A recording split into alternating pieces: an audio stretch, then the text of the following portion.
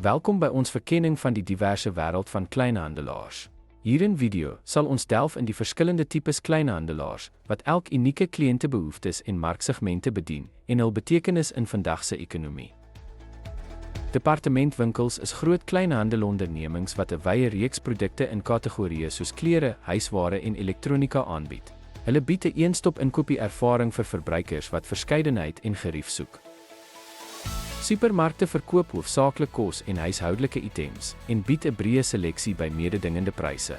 Hulle voorsien in daaglikse verbruikersbehoeftes wat hulle 'n stapel voedsel in die kleinhandelbedryf maak vir hul toeganklikheid en bekostigbaarheid. Spesialiteitswinkels fokus op spesifieke produkkategorieë en bied 'n diepgaande seleksie binne hul nis. Hierdie winkels, soos eksklusiewe Books en Dis-Chem, bied kundigheid en 'n saamgestelde reeks produkte vir geteikende verbruikersbelange.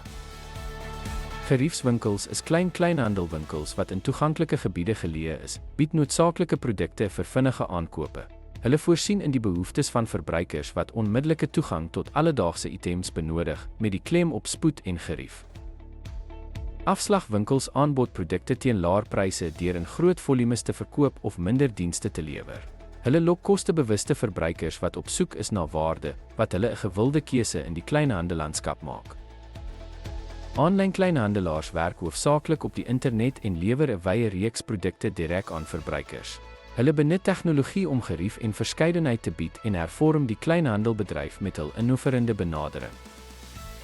Die kleinhandellandskap is dinamies en vereis dat besighede ingelig en aanpasbaar moet wees. Sukses hang af van die begrip van verbruikersbehoeftes, die benutting van tegnologie en die effektiewe reaksie op markneigings.